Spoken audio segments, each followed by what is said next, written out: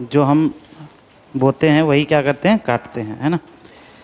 ठीक है, और इसको हमने कंपाइल कर लिया था ना, फाइनल कर लिया था कि बचा हुआ था? लास्ट क्या लिखा था बताओ?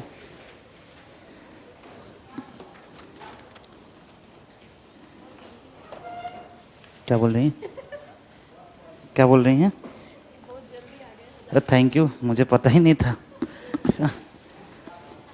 ये जो तुम लोग ये करते हो ना कटाक्ष, ठीक है, मेरे ऊपर मत क्या करो, है ना, क्योंकि तुम लोग कितना साल से तैयारी कर रहे हो, उससे बहुत ज़्यादा साल तक हम तैयारी किए हैं और बहुत ज़्यादा बार फेल हुए हैं, ठीक है। तो क्लास के सबसे पिछले बेंच के सबसे टॉपर स्टूडेंट हम रहे हुए हैं, तो इसीलिए मेरे साथ ये सब बदमाशी नहीं, हम खुद बहुत बदमाश हैं, ठीक है ना। चलो, आपको प्रॉब्लम होता है, आप नहीं आते हैं, कोई बात नहीं है। अगर सर लेट हो गया तो बड़ा जल्दी आगे, मतलब ऐसे क्या है ये, एक तरीके का तो बदतमीजी हो गया ये। इट्स नॉट लाइक कि बस हम कुछ भी बोल रहे हैं, मेरे भी कभी हो सकता है, ऐसा थोड़ी है कि मैं डेली है जो लेट ही से आता हूँ। चलो लिखो, क्या लिखा है? अच्छा हाँ बाबू बोलो। बेंथम और मिल का कॉन्सेप्ट देखो, Bentham and mill utilitarian theory कहते हैं इसको, ठीक है, उपयोगितावाद का सिद्धांत। और ये बोलता है कि वर्क वही अच्छा है, काम वही अच्छा है जो आपको क्या देता है, खुशी देता है, जो आपको संतुष्टि देता है, ठीक है। वर्क वही है जो आपको क्या करता है, सेटिस्फैक्शन देता है। और ये सेटिस्फैक्शन किस लेवल का है, सेटिस्फैक्शन किस लेवल का है? ये पर्सनल लेवल का सेटिस्फैक्शन नहीं है ना, ये पर्सनल लेवल का सेटिस्फैक्शन नहीं है। ये कैसा सेटिस्फैक्शन है? ये ओवरऑल सेटिस्फैक्शन है, ठीक है। आपके फॉरसाइटनेस में इंक्रीमेंट करता है, एक ग्लोबल प्रोस्पेक्टिव में चीज़ों को देखता है, ठीक है, एक ग्लोबल प्रोस्पेक्टिव में चीज़ों को देखता है, एक पर्सनल इंडिविजुअल बेनिफिट्स की बात नहीं करता है, ये ओवरऑल बेनिफिट की बात करता है, ठीक है। वह वर्क जो आपको सेटिस्फैक्शन प्रोवाइड करता है, that is theory of utilitarian. वही वर्क अच्छा है ना, जो आपको क्या प्रोवाइड करता है, सेटिस्फैक्शन प्रोवाइड करता है। अब इसी को आप जो भी थ्योरी ऑफ कर्मा के अंदर है, कहीं भी क्वेश्चन में उसको आप यूज कर सकते हैं, ठीक है, किसी भी क्वेश्चन में आप यूज कर सकते हैं, है ना। चलो, नहीं राइट और रॉन्ग वर्क मतलब इस, अब वही बात है ना कि मेंटल सेटिस्फैक्शन की बात है। मेंटल सेटिस्फैक्शन वही देगा जो राइट वर्क होगा, है ना। मेंटल सेटिस्फैक्शन वही देगा जो कैसा काम होगा, अच्छा काम होगा। अगर अच्छा काम नहीं होगा, देखो क्या होगा कि कई बार तुम चोरी कर लोगे, ठीक है, चोरी कर लिए, सब कुछ है, अच्छा है, तुम्हारे पास फिजिकल चीज़ें भी आ गई, लेकिन तुम्हारे अंदर में ना हमेशा क्या रहेगा, डर बना हुआ रहेगा, हमेशा डर बना हुआ रहेगा कि कहीं कुछ गड़बड़ नहीं हो जाए, कुछ इश्यूज नहीं हो जाए, पकड़ा नहीं जाए, बड़ा बड़ा बड़ा घर है लेकिन नींद नहीं आ रहा है ना। तो वर्क वही अच्छा है जो आपको मेंटल सेटिस्फैक्शन प्रोवाइड करे, वर्क वही अच्छा है जो आपको इनर सेटिस्फैक्शन प्रोवाइड करे, वर्क वही अच्छा है जो आपको क्या करे, आपको ग्रीड से बचाए, ठीक है। तो वही, और जब ये सारी चीज़ें होंगी तो आप खुद ब खुद क्या होंगे, खुश हो जाएंगे, ठीक है ना, खुद ब खुद खुश हो जाएंगे। तो वही कहा जाता है कि वर्क वही अच्छा है जो आपको क्या करे, सेटिस्फैक्शन प्रोवाइड करे। तो लास्ट जो डायमेंशन पे हम लोग बात कर रहे थे, वो हम लोग ये बात कर रहे थे कि अगर हम लोग इथिक्स और इंटीग्रिटी को क्या के सीड्स को बोते हैं, ठीक है, तो इससे कहाँ कहाँ पे बेनिफिट्स मिलता है। और हमने देखा था ये जो मैं टेम्पलेट यूज़ कर रहा हूँ, ये यूनिवर्सल टेम्पलेट है। यूनिवर्सल टेम्पलेट आप कहीं भी यूज़ कर सकते हैं, किसी भी क्वेश्चन में यूज़ कर सकते हैं, इथिक्स और मोरालिटी के क्वेश्चंस में। अच्छा देखो, ये जो ये आता है, क्या बोलते हैं, जो प्रोवर्ब वाला क्वेश्चन आता है, इसमें दो तरीके का क्वेश्चन होता है। एक ना आप देखना क्रिटिकल व्यू वाला होता है, क्रिटिकल व्यू वाला। तो इस क्रिटिकल व्यू वाले क्वेश्चंस को ना लिखने का कोशिश कम करना, ठीक है। क्वेश्चंस दो तरीके का होता है, एक क्रिटिकल व्यू वाला क्वेश्चन आएगा और एक क्वेश्चन आता है जो कि किस चीज़ का आता है, जो कि वैल्यू एडिशन का होता है, जैसे ये वाला कर्मा वाला क्वेश्चन है। तो ऐसे क्वेश्चंस को सिलेक्ट करना। क्रिटिकल व्यू व्यंग्यात्मक बहुत सारे क्वेश्चंस होते हैं, वो क्वेश्चन जो है ना मार्क्स नहीं ज़्यादा आपको प्रोवाइड करेगा, ठीक है। तो जिसमें वैल्यू एडिशन होगा, इथिक्स होगा, वो वाला क्वेश्चंस को सिलेक्ट करने का कोशिश करना। क्रिटिकल व्यू में मार्क्स बिल्कुल कम आता है, बिल्कुल कम, ठीक है। तो इथिक्स में हमने देखा था कि इथिक्स इंडिविजुअल लेवल पे आपको बेनिफिट्स देगा, ठीक है। फिर सोसाइटी के लेवल पे देगा, ठीक है, कंट्री के लेवल पे देगा और ग्लोबल लेवल पे देगा, ठीक है। इसकी चर्चा हम लोग कर रहे थे और मैंने बोला कि ये यूनिवर्सल टेम्पलेट है, आप कहीं भी यूज़ करेंगे, ठीक है। तो फर्स्ट हमने इंडिविजुअल लेवल पे मैंने कुछ पॉइंट्स आपको लिखाया होगा, शायद आपको याद होगा, है ना। इंडिविजुअल लेवल पे मैंने क्या लिखाया था कि ये आपको क्या देता है, बेनिफिट्स टू इंडिविजुअल क्या क्या होता है, हमने देखा था। मैंने 2-3 पॉइंट्स बता देता हूँ कि क्या क्या होगा, इंडिविजुअल को क्या होगा। तो सबसे पहला पॉइंट है inner peace and satisfaction. Inner peace and satisfaction provide करता है, inner peace and satisfaction provide करता है इंडिविजुअल लेवल पे। दूसरा क्या प्रोवाइड करता है, आपको ट्रस्ट, मैंने ट्रस्ट लिखाया होगा शायद आप लोग को, ट्रस्ट एंड रिस्पेक्ट प्रोवाइड करता है। सोसाइटी के अंदर लोग आपके ऊपर ट्रस्ट करने लगते हैं कि भाई कुछ हो जाए ये बेईमानी नहीं करेगा, ठीक है। ट्रस्ट एंड रिस्पेक्ट प्रोवाइड करता है। और थर्ड आपको मैंने लिखाया होगा कि आपको क्या प्रोवाइड करता है, लॉन्ग टर्म सक्सेस प्रोवाइड करता है। यहाँ तक लिखा दिया था मैंने, ये पॉइंट लिखाया था क्या, आपको क्या प्रोवाइड करता है, लॉन्ग टर्म सक्सेस प्रोवाइड करता है। 3 चीज़ें प्रोवाइड करता है, इनर पीस एंड सेटिस्फैक्शन, ठीक है। कुछ ऐसी चीज़ें होती है जो आपको दूसरे से नहीं लेना पड़ता, ये आपका खुद का होता है इनर पीस। आप इसको एक्सप्लेन नहीं कर सकते हैं, ये होता है, बस होता है तो होता है, आप शांति से सो सकते हैं। दूसरा, लोग आपके ऊपर ट्रस्ट करने लगते हैं, रिस्पेक्ट आपकी बढ़ जाती है सोसाइटी में। एंड लॉन्ग टर्म सक्सेस का मतलब क्या होता है, लॉन्ग टर्म सक्सेस का मतलब क्या होता है कि आपके पास रिलायबिलिटी बढ़ जाती है, लोग आपको रिलायबल मानने लगते हैं। इंटीग्रिटी जो होती है वो आपकी इंक्रीज हो जाती है। एंड ओवरऑल ये इंडिविजुअल सक्सेस की तरफ आपको लेकर आता है। अब डिफरेंट लेवल्स पे हम लोग देखेंगे, किसके लेवल पे, सोसाइटी के लेवल पे। ये तो मैंने आपको लिखा दिया था, ये तीनों पॉइंट्स आपको डिस्कस करा दिया था मैंने। अब हम लोग देखेंगे किसके लेवल पे, सोसाइटी के लेवल पे, कि सोसाइटी के लेवल पे क्या क्या बेनिफिट्स मिलते हैं। तो सबसे पहला लिखना सोसाइटी लेवल पे, सोसाइटी के लेवल पे लिखना सबसे पहला benefit social cohesion, COHESION, social cohesion.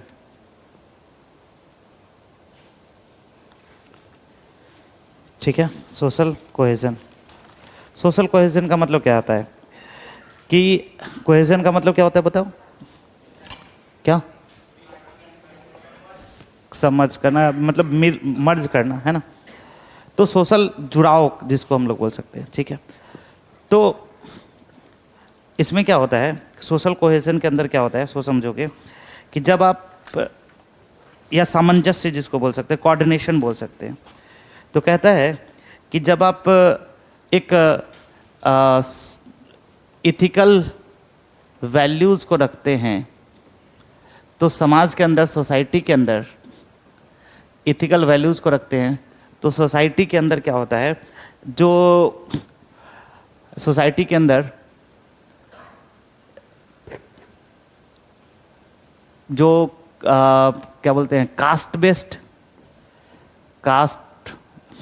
Waste issues हैं, ठीक है, रिलीजन बेस्ड इश्यूज हैं, ठीक है, ये सारे इश्यूज जो होते हैं वो क्या होते हैं, खत्म होने लगते हैं। रीज़न क्या है सो समझो, इथिक्स।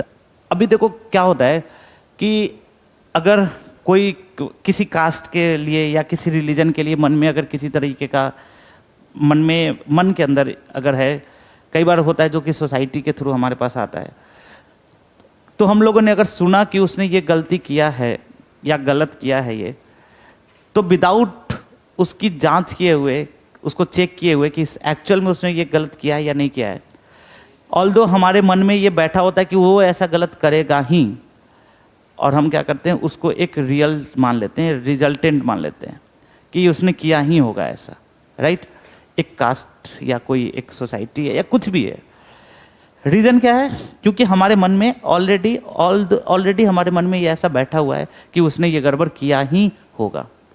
लेकिन जब आपके पास इथिकल वैल्यूज होते हैं, तब आप क्या करते हैं, चीज़ों को, हर चीज़ को विदाउट मतलब खुद में विदाउट देखे हुए, विदाउट उसके जांच किए हुए आप रिजल्ट नहीं निकालते हैं। समझते हैं कि ये सही है, गलत है, क्या है, इसको पूरी चेक करते हैं।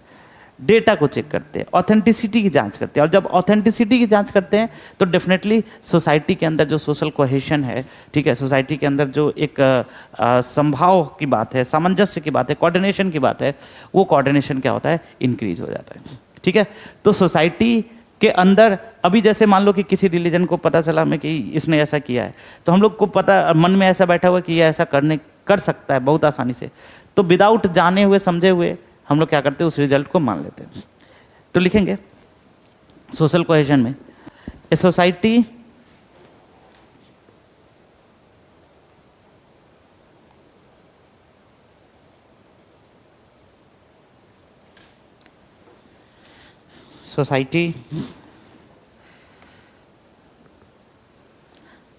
where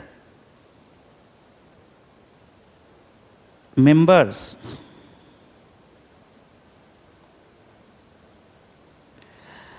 follow the ethical values,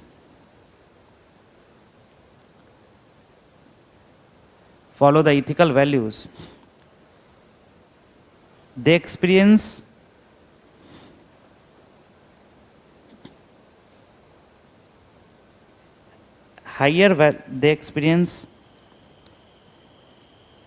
higher level of social cooperation.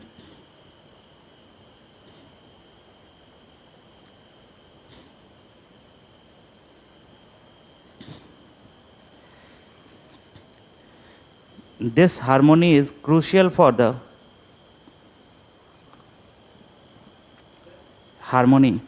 social harmony is crucial for addressing communal challenges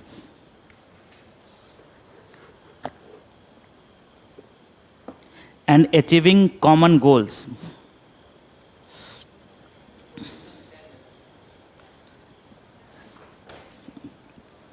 Addressing communal challenges and achieving common goals.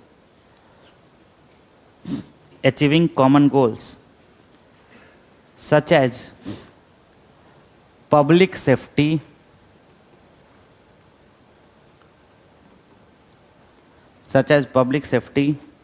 and local development.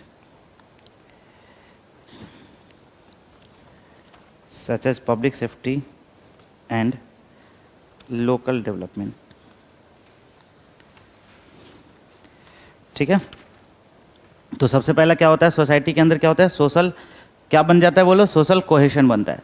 लेकिन जो मैंने ये सोशल कोहेशन लिखाया है, answers में इस तरीके से नहीं लिखोगे कि सोशल कोहेशन लिखोगे, डायरेक्टली जो मैंने स्टेटमेंट लिखा है वहाँ से स्टार्ट करोगे। जब आंसर्स लिखोगे तो उस समय ये पॉइंट नहीं निकालोगे कि सोशल कोहेशन, सोशल कोऑर्डिनेशन, ऐसे पॉइंट्स नहीं लिखोगे, डायरेक्टली अपने आंसर्स को पैराग्राफ में इंक्रीज करते जाओगे। ये बस स्ट्रक्चरिंग के लिए ये है।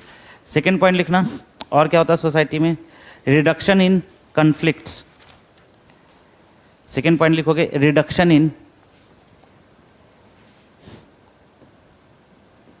कॉन्फ्लिक्ट्स।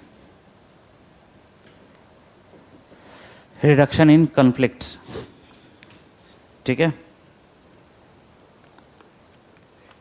रिडक्शन इन कन्फ्लिक्ट्स लिखेंगे। Ethical practices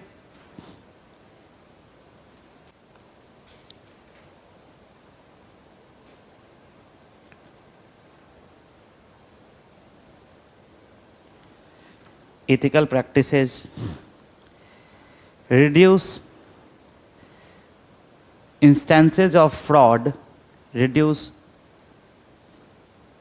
instances of fraud, corruption,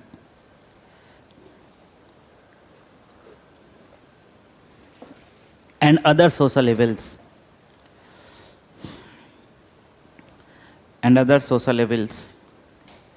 leading to more equitable communities.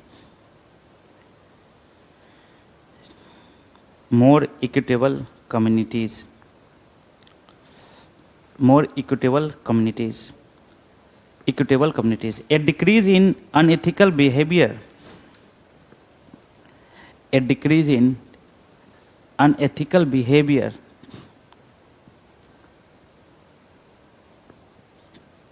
minimizes conflicts,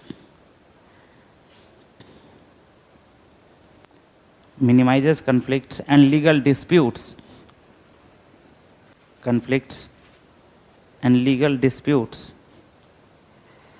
contributing to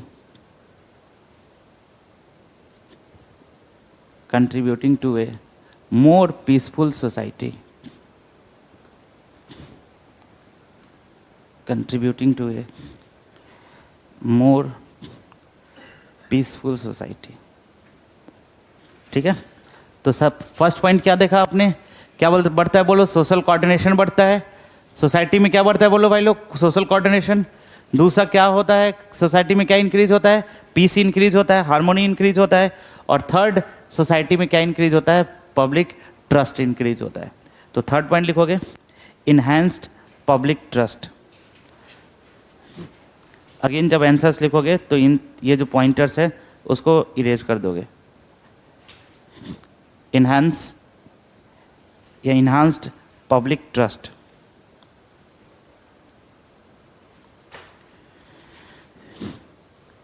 ठीक है, और ये जो पब्लिक ट्रस्ट होता है ये किसके लिए ज़रूरी होता है बोलो, इफेक्टिव गवर्नेंस के लिए।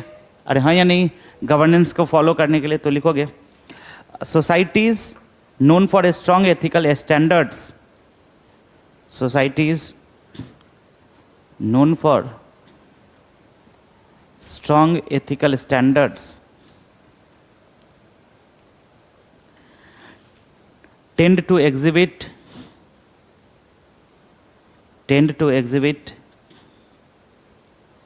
higher levels of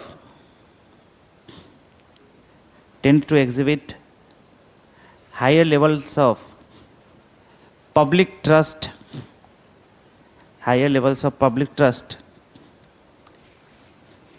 in their institutions,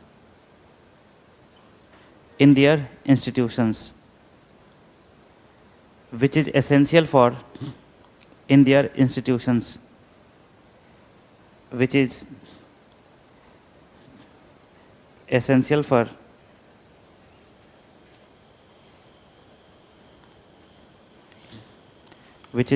for effective governance,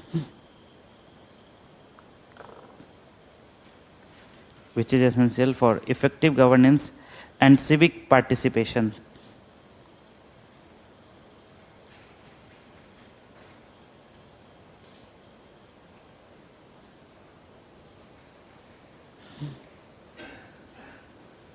ठीक है, सिविक पार्टिसिपेशन है ना। तो ये था आपका क्या, किस लेवल पे बोलो, सोसाइटी के लेवल पे। पहला इंडिविजुअल लेवल पे था, दूसरा किस लेवल पे देखा आपने, सोसाइटी के लेवल पे। थर्ड लिखोगे benefits to the nation. Nation के लेवल पे क्या होगा, क्या होगा, 3-4 पॉइंट्स बताओ आप लोग। नेशन के लेवल पे क्या होगा, क्या बेनिफिट्स होता है नेशन के लेवल पे। इंटीग्रिटी के लिए मतलब एक नेशन के लेवल पे बताओ। इंटीग्रिटी तो इंडिविजुअल लेवल पे हो गया।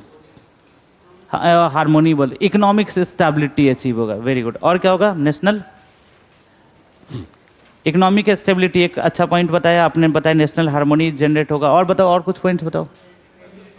क्या, फ्रेंडली रिलेशंस होंगे, इंटरनेशनल रिलेशंस हमारे अच्छे होंगे, है ना। गुडविल होगा, वेरी गुड, गुडविल होगा। और कुछ पॉइंट्स बताओ।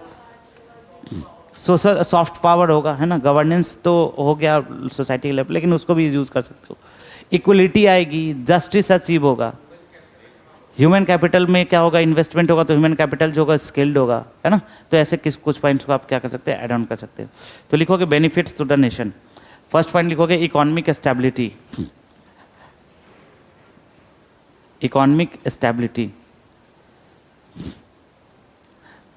अगेन ये फॉर्मेट नहीं है, ठीक है, ऐसे नहीं लिखना है इकोनॉमिक स्टेबिलिटी, ठीक है। इसको हम लोग लिखेंगे कैसे, ये देखेंगे किसके लेवल पे, नेशन के लेवल पे, ठीक है, ऑन द नेशनल लेवल, ठीक है।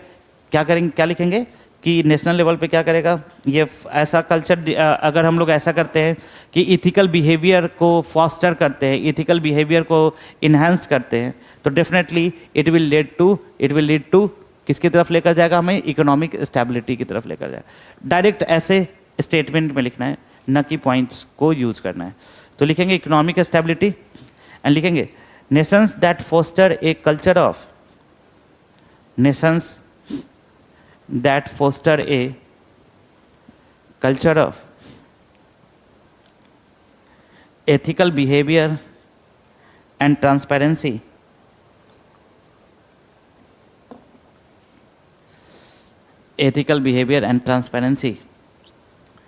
attract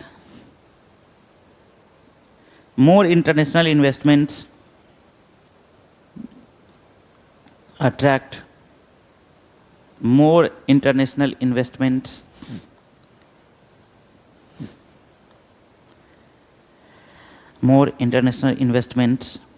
and partnerships.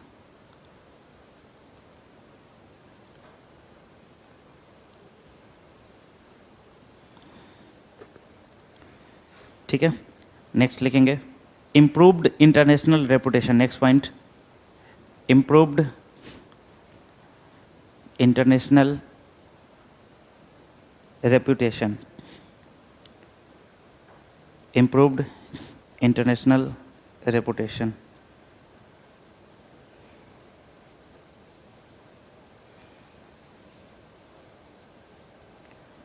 ठीक है, improved international reputation लिखेंगे. A nation recognized for its commitment, a nation recognized for its commitment to ethics and governance, ethics and morality, sorry, to ethics and morality,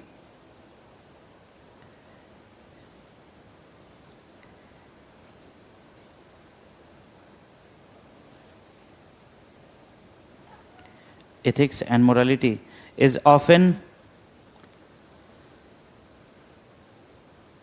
held in high regard, often held in high regard on the global stage, and this can increase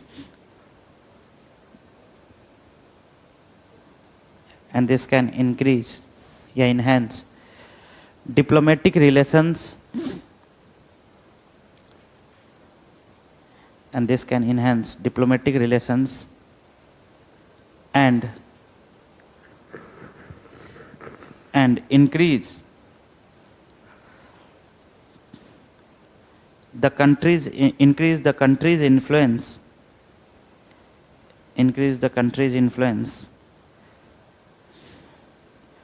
in international affairs.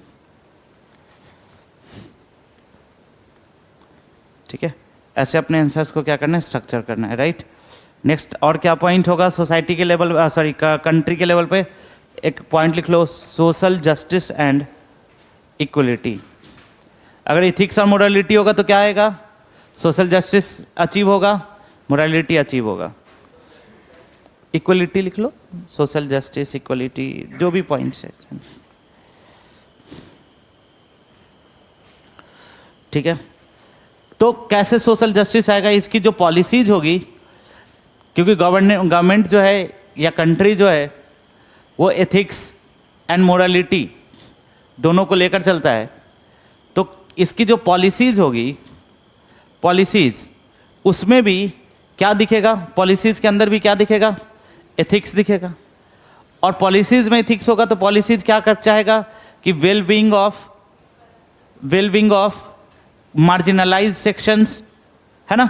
It means what, well being of marginalise section means what, मतलब क्या, equality, है ना, social justice. अरे हाँ या नहीं, ठीक है. तो बेसिकली अगर हम लोग देखें तो जब इथिक्स एंड मोरालिटी होगा तो पॉलिसीज में भी इथिक्स एंड मोरालिटी होगा, और जब पॉलिसीज में इथिक्स एंड मोरालिटी होगा तो ओवरऑल जो हमारा वर्क होगा वो भी कैसा होगा, एथिकल होगा. ठीक है, तो लिखेंगे Nations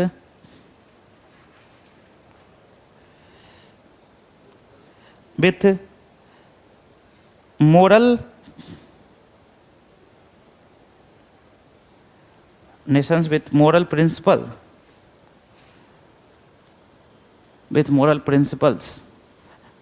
can drive the policies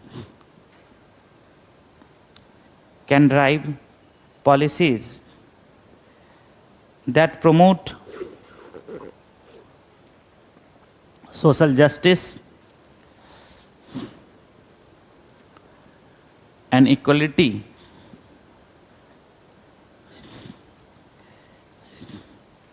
reducing disparities,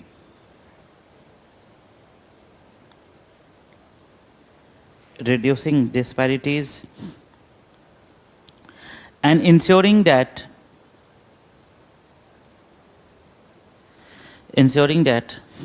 resources are distributed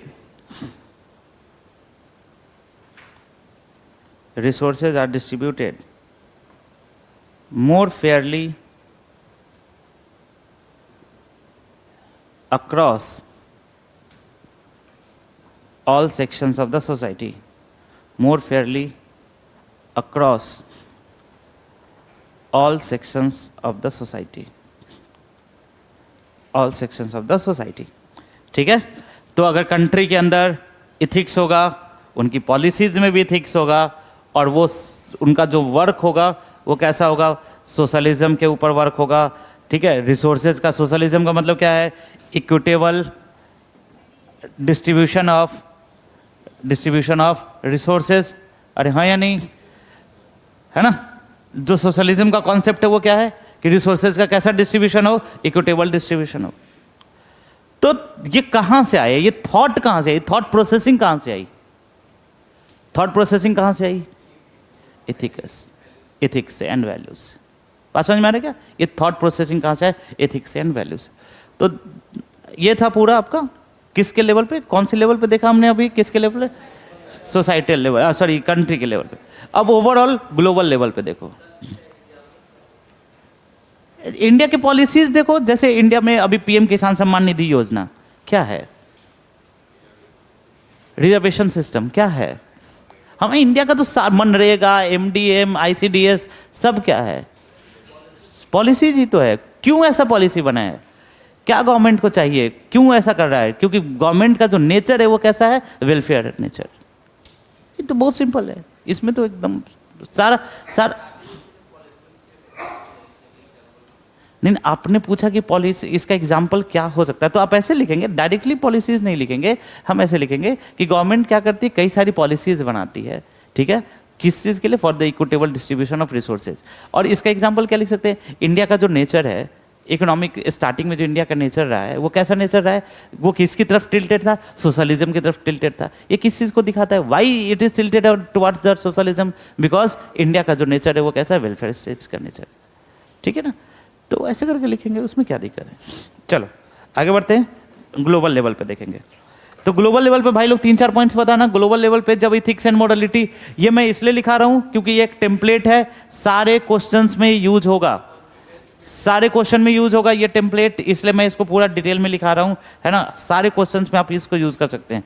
तो ग्लोबल लेवल पे क्या होगा भाई लोग बताओ, ग्लोबल कोऑपरेशन, ग्लोबल कोऑपरेशन सबसे पहला पॉइंट. वसुधैव कुटुंबकम तो है ही है, ये तो हमारा कॉन्सेप्ट है. ठीक है, ग्लोबल लेवल पे, वो इंडिविजुअल लेवल पे हो गया, हमारे लेवल पे. ग्लोबल लेवल पे क्या होगा, वार्स नहीं होगा, है ना, लड़ाई झगड़ा खत्म, टाटा बाय बाय. ठीक है, क्या होगा, ग्लोबल कोऑपरेशन. सबसे अच्छा पॉइंट इन्होंने बोला कि क्या होगा, ग्लोबल कोऑपरेशन होगा. और क्या होगा सो बताओ, ह्यूमन राइट्स को जो है ना वो क्या किया जाएगा, प्रिजर्व किया जाएगा. सस्टेनेबल डेवलपमेंट, इन्वायरमेंट प्रोटेक्शन, ये क्या है ग्लोबल लेवल पे, क्योंकि ये इंडिविजुअल लेवल पे नहीं हो सकता कि हम अपने यहाँ पर कार्बन का एमिशन करके और अपने यहाँ ही बचा लेंगे, ऐसा तो नहीं होता है. आप देखोगे कि ओजोन होल का सबसे ज़्यादा जो डिप्लीशन है वो कहाँ पे, अंटार्कटिका रीजन में है, और सबसे कम जो एमिशन होता है वो अंटार्कटिका रीजन में होता है. जितने भी वहाँ पे कंट्रीज है सब बड़े शांत कंट्रीज है ना, न्यूजीलैंड, ये सब कंट्रीज देखो मस्त रहते हैं शांति से, कोई इंडस्ट्रियल कुछ नहीं. और सबसे ज़्यादा कहाँ पे है, सबसे ज़्यादा लॉस कहाँ पे हो रहा है, कहाँ पे, तो अंटार्कटिका के पास में. तो कहता क्या है, कहना क्या चाहता है कि ग्लोबल, तो ग्लोबल क्या बोलते हैं हो ही गया. दूसरा जो बात हम लोग करेंगे वो किसकी बात करेंगे, सस्टेनेबल डेवलपमेंट की बात करेंगे. सस्टेनेबल डेवलपमेंट की और क्या बात हो सकता है, और क्या डायमेंशंस निकल सकते हैं, ट्रेड के कॉन्टेक्स्ट में लिख सकते हैं, तो ट्रेड के कॉन्टेक्स्ट में, इंडिया के कॉन्टेक्स्ट में उसको इंडिविजुअल लेकर चलो, ठीक है। ओवरऑल चीज़ों के ऊपर बात करो। आपने ट्रेड बोला वो भी ठीक है, बट हमने इंडिया के कॉन्टेक्स्ट में देख लिया कि इंडिया के कॉन्टेक्स्ट में क्या होगा, इकोनॉमिक स्टेबिलिटी क्रिएट होगी। और बताओ, पीस आपने बताया ही, पीस है ना, पीस होगा, ठीक है, पीस होगा, सिक्योरिटी होगी। हाँ सुन, बोलिए ना, हेलो, क्या बोल रहे हैं, hello hello,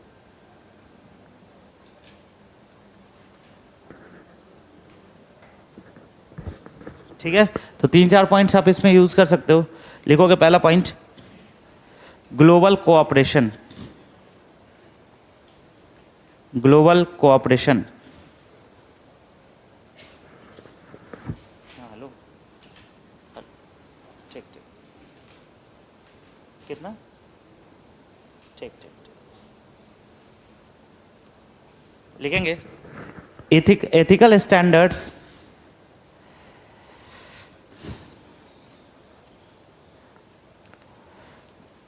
डिमोलिस्ड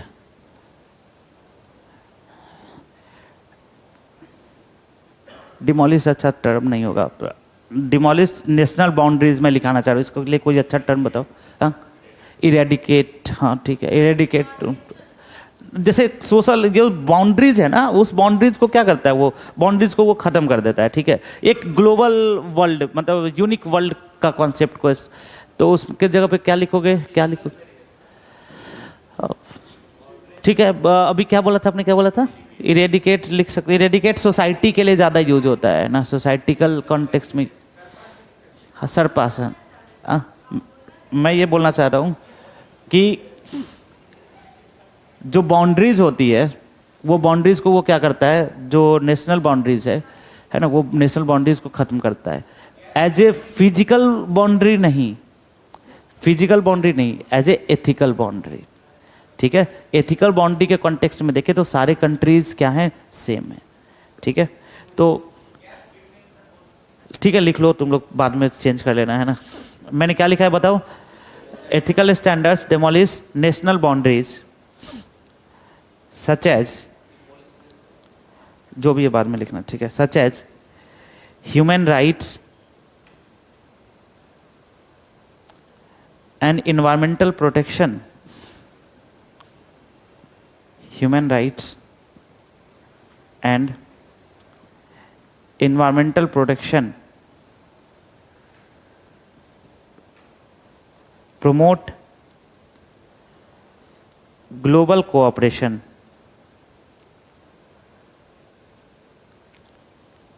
promote global cooperation, and this is essential, and this is essential for tackling worldwide issues, for tackling worldwide issues, worldwide issues like climate change, like climate change, है ना, climate change, international conflict, international conflict etc,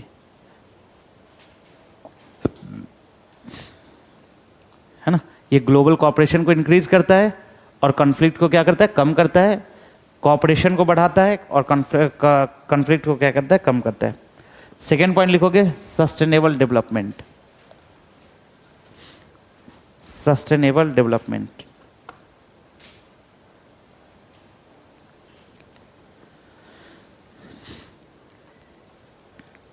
sustainable development लिखेंगे, a global commitment to, a global commitment to ethical practices, a global commitment to ethical practices ensures that development is sustainable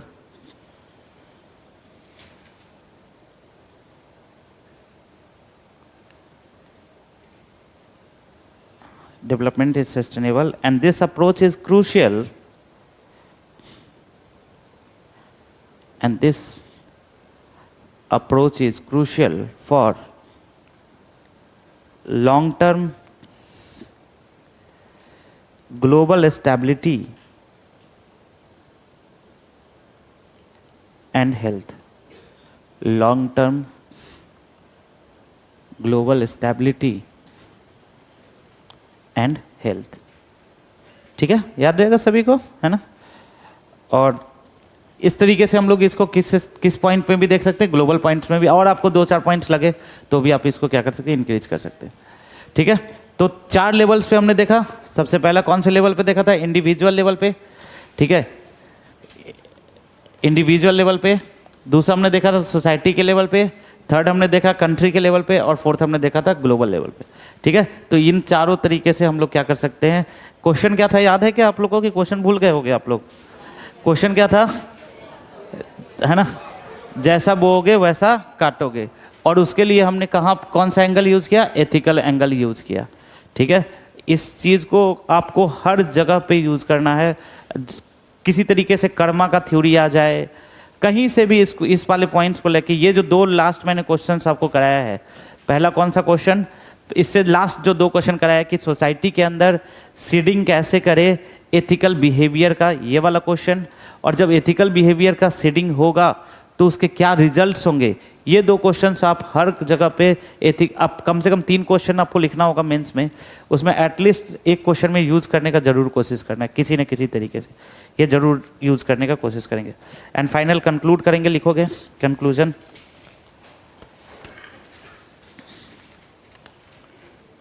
conclusion कैसे लिखा जाता है भाई लोग, positives negatives बताया मैंने। ठीक है, पहले पॉजिटिव्स याद होगा सभी को, पॉजिटिव्स, फिर प्रॉब्लम्स, ठीक है, फिर क्या, सॉल्यूशन, एंड देन विजन। ये 4 पॉइंट्स आपको यूज करने, positives, problem, solution and vision. तो लिखोगे कि the journey towards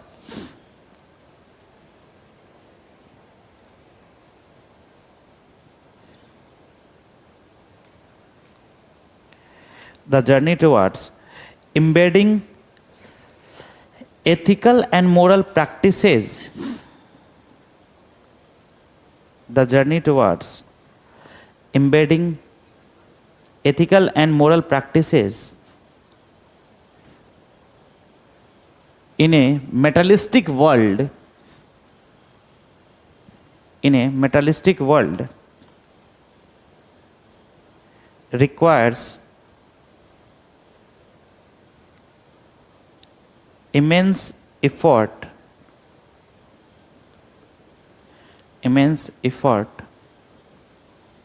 across all levels of the society,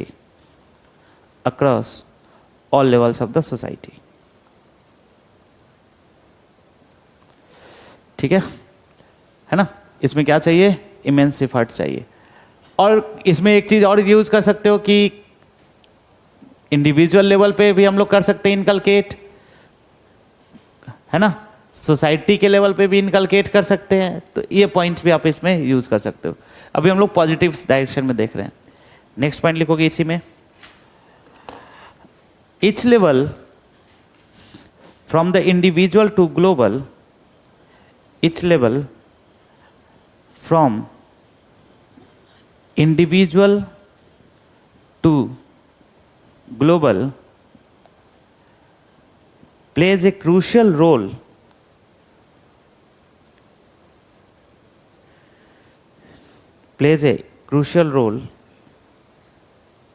in shaping the ethical landscape,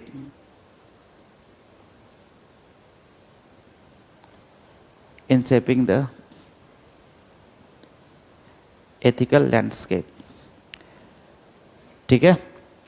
ये पॉजिटिव्स हो गया। प्रॉब्लम्स क्या है, इश्यूज क्या है भाई लोग, एथिकल चीजों को इनकलकेट करने में क्या इश्यूज हैं, क्या प्रॉब्लम्स है, ये इसको प्रैक्टिस करना क्या है, हार्ड है, इसका रिजल्ट जो है वो क्या है, लॉन्ग टर्म में मिलता है, ठीक है। सोसाइटी में अगर आप देखोगे तो इसको एडमायर नहीं किया जाता है तुरंत में, है ना, क्योंकि इसके रिजल्ट जो मिलते हैं वो क्या मिलते हैं, लॉन्ग टर्म मिलते हैं, ठीक है। तो पहले क्या लिखा हमने कि इसके लॉन्ग टर्म इम्पैक्ट है ग्लोबल लेवल से लेकर, कैसे लिखा जाता है सो समझो, ग्लोबल लेवल से लेकर इंडिविजुअल लेवल तक, या इंडिविजुअल लेवल से ग्लोबल लेवल तक इसके क्या है, लॉन्ग टर्म इम्पैक्ट है। बट इसमें प्रॉब्लम्स क्या है कि it is hard to practice, its result is long term, इसका जो रिजल्ट मिलता है वो क्या होगा, लॉन्ग टर्म में मिलेगा। सोसाइटी के द्वारा, जिन लोगों के पास नॉलेज नहीं है, क्योंकि सोसाइटी जो हो चुकी है वो पूरी तरीके से मेटलिस्टिक हो चुकी है, that's why they don't admire, ठीक है ना। अब इसका सॉल्यूशन कैसे किया जाए, सॉल्यूशन कैसे किया जाए भाई लोग, कैसे इसका सॉल्यूशन होगा, प्रैक्टिस के द्वारा, सेल्फ सेटिस्फैक्शन, एग्जाम्पल्स, अरे हाँ या नहीं, आप ऐसे पुराने एग्जाम्पल्स को देखो, ठीक है, और इससे क्या होगा, आपका जो लाइफ होगा, विजन क्या होगा, ये तो इसका सॉल्यूशन है ना। और विजन क्या होगा, ये क्या होगा, वर्ल्ड जो होगा वो क्या होगा, वर्ल्ड सस्टेनेबल होगा, वेरी गुड, वर्ल्ड सस्टेनेबल होगा, आप खुद भी क्या होंगे, सस्टेनेबल होंगे, ठीक है। और आपके पास जो डिफरेंट टाइप के डिजीजेज हैं, वो क्या बोलते हैं, नमक चीनी बीमारी जो होता है, क्या बोलते हैं, ब्लड प्रेशर, ब्लड शुगर, है ना, डायबिटीज, तो ये सब का सबसे बड़ा रीजन एक तो होता है, क्या होता है, जो कि हेरिडिटिकल होता है, जो फैमिली से आती है, तो उसके ऊपर नहीं, लेकिन नया जो होता है वो क्या होता है, वो बेसिकली वो किसके कारण होता है, वर्क प्रेशर के कारण होता है। तो ये सारे जो चीज़ें हैं, हम अपने आप को भी क्या कर सकते हैं, हेल्दी रख सकते हैं, हम लोग मेंटल इलनेस से बच सकते हैं। तो इस तरीके से आपको क्या करना है, पूरा आपको कंक्लूजन लिखना है। कंक्लूजन लिखने का चार चीज़ें हैं, पॉजिटिव्स लिखा, फिर क्या लिखा हमने, प्रॉब्लम्स लिखा, फिर क्या लिखा, सॉल्यूशन लिखा, एंड सबसे लास्ट में क्या लिखा, विजन लिखा। ये तरीका है लिखने का, ठीक है। हर क्वेश्चन का कंक्लूजन लिखने का यही तरीका है, इवन जीएस के क्वेश्चंस भी ऐसे ही लिखे जाते हैं, ठीक है। तो ये डायग्राम बनाओ और इसका कंक्लूजन खुद से लिख कर दिखाओ, अभी 2 मिनट में लिखो जल्दी। हाँ, डायग्राम बनाओ खुद से और लिखो आंसर अभी तुरंत, इसी फॉर्मेट में लिखोगे answers, conclusion, third solution and fourth vision.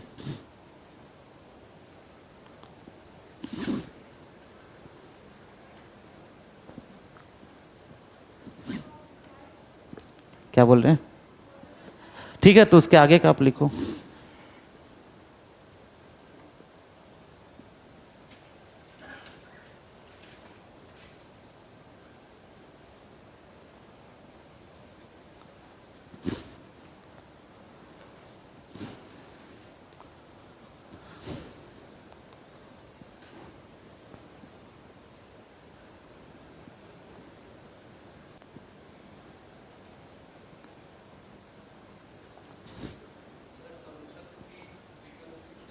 Practice करें, अब मुझे याद थोड़ी क्या लिखा, प्रैक्टिस करें, मेडिटेशन करें, ठीक है, ऐसे एग्जाम्पल्स को देखें। अभी तक कंक्लूजन मैंने नहीं सिखाया था आपको बहुत ज़्यादा, तो इसलिए मैं अभी कंक्लूजन बता रहा हूँ। हर क्वेश्चन का कंक्लूजन ऐसे ही लिखा जाएगा, ठीक है, सारे क्वेश्चंस का।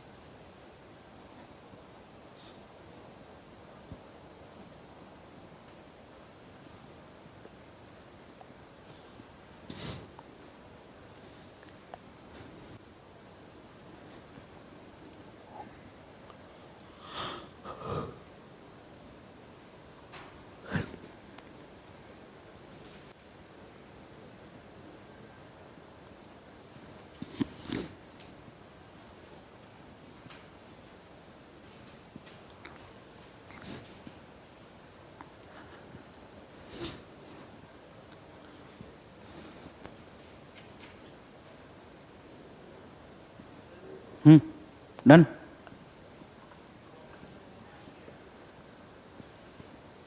नहीं यार, मुझे क्या लिखा है। हार्ड हार्ड टू प्रैक्टिस है, इसमें एडमायरेशन नहीं मिलता है। पता नहीं, छोड़ दो, जो भी लिखना, मुझे याद नहीं क्या लिखा है। लिखो, लेकिन जल्दी लिखो, 2 से 3 मिनट में लिखना है पूरा कंक्लूजन।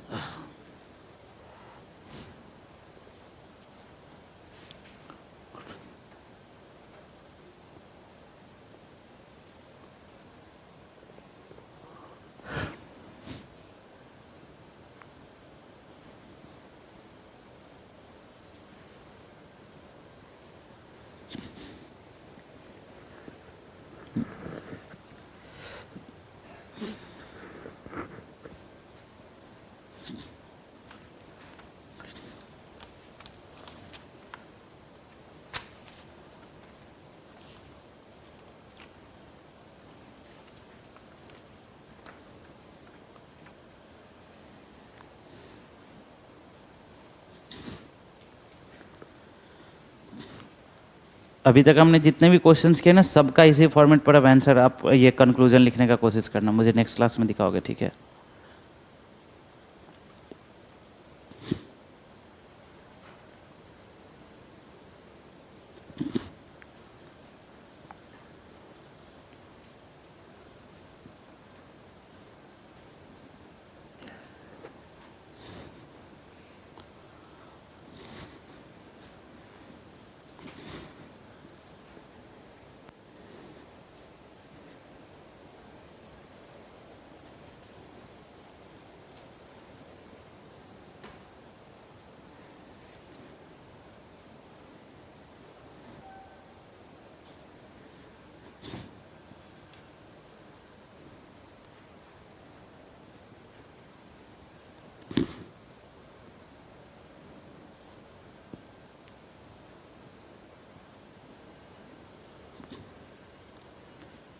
डन, लिख लिया?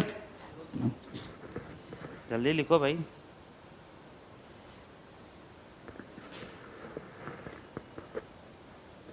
इससे पहले कौन सा क्वेश्चन गया था?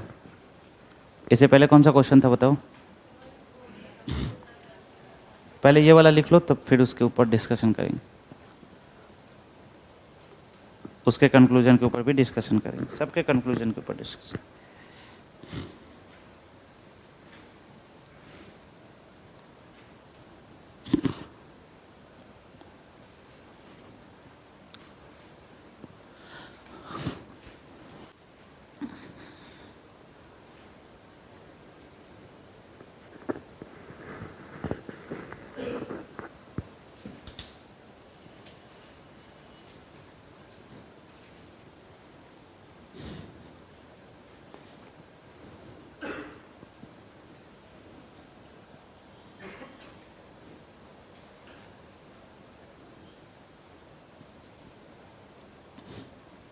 डन? क्या लिखा है बताओ, क्या लिखा है, बोलिए, पढ़िए। आप लिख लिए रोशन जी? हाँ।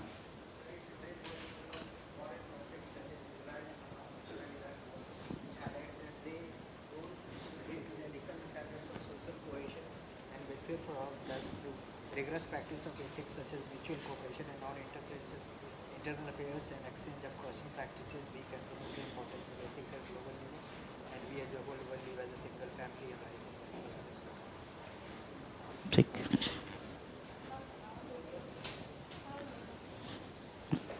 क्या लिखा आपने? लिखा है the journey towards embedding ethics. अच्छा, लिख लिया आपने। Standard in this.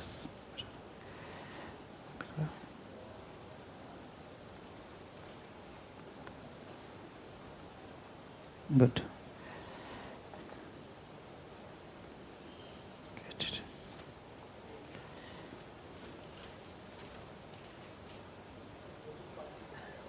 ठीक है।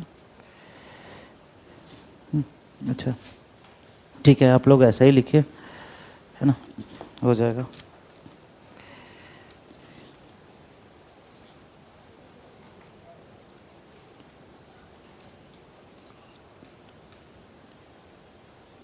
डेवलपमेंटल नेशन,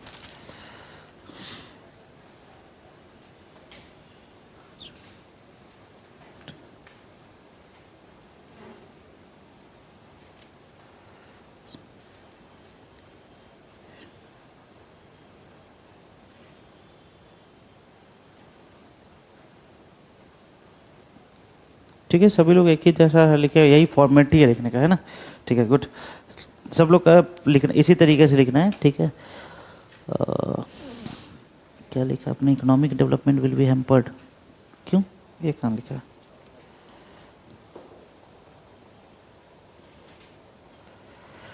नहीं, ये इसमें ना कंक्लूजन में ना रीजन नहीं लिखा मत जाता है यहाँ पे, ठीक है। फॉर दिस इस तरीके से नहीं लिखा जाता, ये वाला पॉइंट नहीं चलेगा।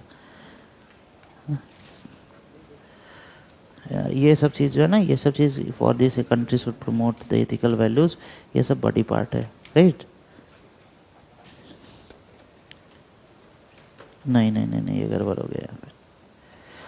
जैसे दूसरा क्वेश्चन था, हाँ हाँ, दूसरा क्वेश्चन था, इसके पहले का जो क्वेश्चन, अरे आप लोग ठीक ही लिखे होंगे, ठीक है।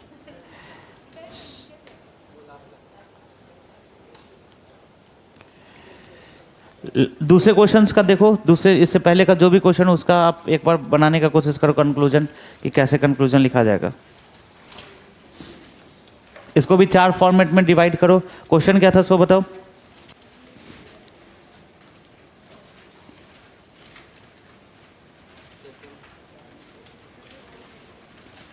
डिस्कम्फर्ट, ठीक है।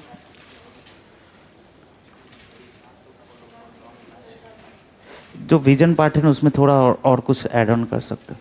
अरे ठीक है, बाद में चेक कर देता हूँ मैं, ठीक है। क्वेश्चन क्या था सो बताओ। क्या? अच्छा, घर का भेदी लंका ढाए, है ना? लंका ढाए। अब इसका क्या क्या इसको देखोगे, पॉजिटिव्स, फिर निगेटिव्स, फिर क्या मैंने बताया था, सॉल्यूशन, और सॉल्यूशन के बाद फिर क्या बताया था, vision. Positives, negative, solution and vision. हाँ हाँ,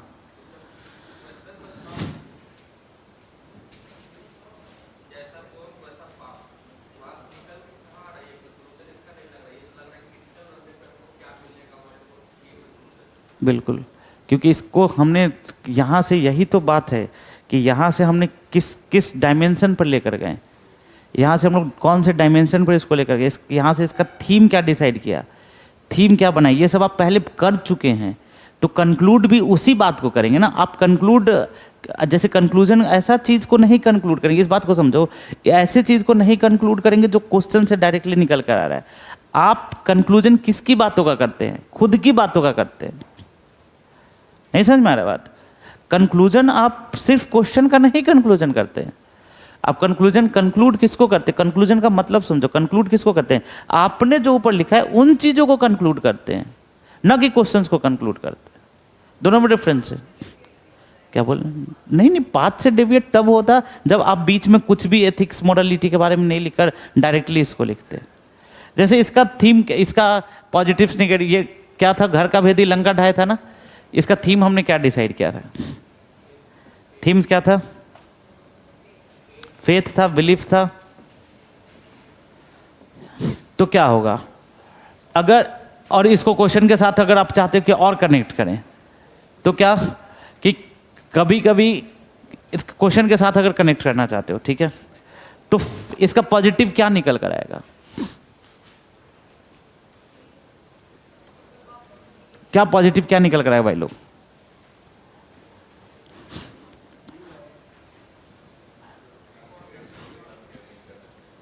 पॉजिटिव्स क्या निकल कर आता है?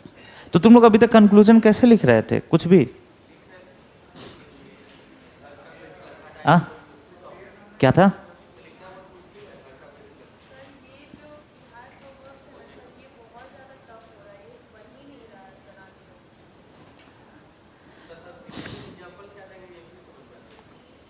निगेटिव्स नहीं देंगे, निगेटिव्स एग्जाम्पल वहाँ पे स्किप करेंगे, क्योंकि कोई ऐसा, अब ऐसा जो कि निगेटिव बहुत ज़्यादा एग्जाम्पल को ना ये करने की जरूरत नहीं है। सब हो जाएगा, तुम लोग मन से निकाल दो कि टफ हो रहा है और आसान है ये, ठीक है। बस एक बार थीम डिसाइड कर लो, सब आसान हो जाएगा। चलो, क्या कर सकते हैं? कल्टिवेट कर सकते हैं। जैसे पॉजिटिव्स देखो, घर का भेदी लंका ढाए, इसका थीम आपने फेथ बिलीफ डिसाइड कर लिया, तो इसका पॉजिटिव क्या है कि अगर पॉजिटिव क्या है कि बिलीफ का, फेथ का क्या इंपॉर्टेंस है ना? फेथ का क्या इंपॉर्टेंस है, ये इसका पॉजिटिव्स है ना। ये पॉजिटिव हो गया। इसके निगेटिव सेंस में क्या आ जाएंगे कि जैसे जब फेथ हम लोग रखते हैं किसी भी ऑर्गेनाइजेशन के अंदर या कुछ भी, तो उसका क्या पॉजिटिव्स होता है, फेथ रखना क्यों जरूरी है, ये इसका पॉजिटिव्स हो गया। हाँ हाँ, वही मैं बात बोल रही, वही बात इन्होंने भी पूछा है, मुझे पता था कि आप लोग ये सोचोगे। जब कंक्लूड करते हैं ना, तो कंक्लूड क्या करते हैं, किसको कंक्लूड करते हैं, अपनी बातों को कंक्लूड करते हैं, क्वेश्चन को कंक्लूड नहीं करते हैं। आप कोई भी क्वेश्चन लिखा हुआ है तो उस क्वेश्चन को थोड़ी कंक्लूड करते हैं। क्वेश्चन में तो लिखा रहता है कि अगर मान लो जनरल जीएस के क्वेश्चन है तो उसमें क्या लिखा रहता है कि उसके पॉजिटिव निगेटिव को बताओ, तो आप पॉजिटिव निगेटिव को थोड़ी कंक्लूड करते हैं, आप जो आंसर्स लिखते हैं उसको कंक्लूड करते हैं। तो यहां पर फिर नया चीज कैसे आ जाएगा, यहां भी वही होगा कि जो आपने लिखा है उस चीज को कंक्लूड कर, कंक्लूजन आपका है, ठीक है, क्वेश्चन दिया हुआ है, कंक्लूड ऐसे नहीं होगा, ठीक है। तो कंक्लूजन समझो, सबसे पहले तो आप फेथ के पॉजिटिव्स को बताएं कि फेथ क्यों जरूरी है, ऑर्गेनाइजेशन में क्यों जरूरी है। फिर कभी कभी क्या होता है कि फेथ अगर चला जाता है तो उसके क्या निगेटिव्स होते हैं, क्या निगेटिव्स होता है, पूरा ऑर्गेनाइजेशन, क्या बोल रहे हैं, क्या फेथ रहने पे निगेटिव, नहीं नहीं, फेथ चला गया, अगर आप किसी ऑर्गेनाइजेशन में किसी व्यक्ति के द्वारा फेथ, किसी ऑर्गेनाइजेशन के अंदर किसी को फेथ नहीं है, या आपके अंदर जो है वो क्या नहीं है, मतलब आपके अंदर लॉयल्टी नहीं है, तो उसके निगेटिव्स को क्या रखेंगे, ठीक है। उसके बाद फेथ को कैसे इनकलकेट करें, और जब फेथ इनकलकेट होगा तो क्या होगा, ठीक है। ऐसे करके हम लोग को क्या करना है, विजन के साथ आंसर्स को कंपाइल करना है। 4 चीजें, positives, negative, solution and vision, ये 4 चीजों को लेंगे और आंसर्स को कंपाइल करेंगे, ठीक है। अगले क्वेश्चन 2-3 क्वेश्चंस को लिखने का कोशिश करना, मुझे दिखाना, और फिर हम लोग आगे इसके ऊपर डिस्कस करेंगे। एक क्वेश्चन लिखोगे, हाँ प्लीज प्लीज प्लीज। प्रॉब्लम कैसे हुआ, क्या हुआ, जैसे समझो कि अगर फेथ नहीं होता है, लॉयल्टी नहीं होती है किसी ऑर्गेनाइजेशन में, तो क्या प्रॉब्लम होगा, ऑर्गेनाइजेशन नहीं चलेगा। समटाइम्स क्या होगा, पूरा ऑर्गेनाइजेशन स्कैटर्ड हो जाएगा, डिस्टर्ब हो जाएगा, खत्म हो जाएगा, है ना। पर्सनल प्रोफेशनल लेवल पे लिख सकते हैं, हाँ बिल्कुल।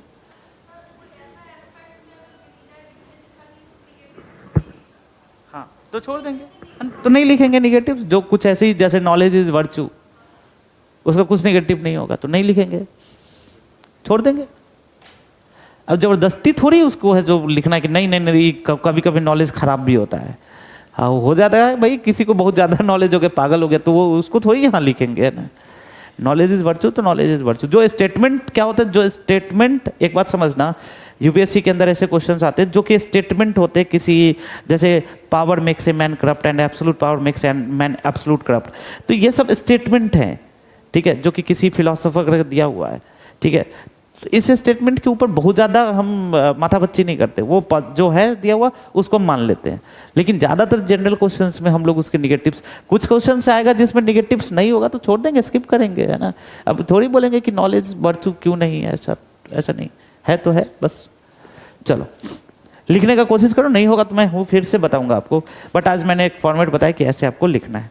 एक क्वेश्चन लिखोगे, ये भी इसी तरीके का है, मानव तद्देव, मानव MAN, मानव, हाँ माना तो देव, है ना, और न माना तो पत्थर।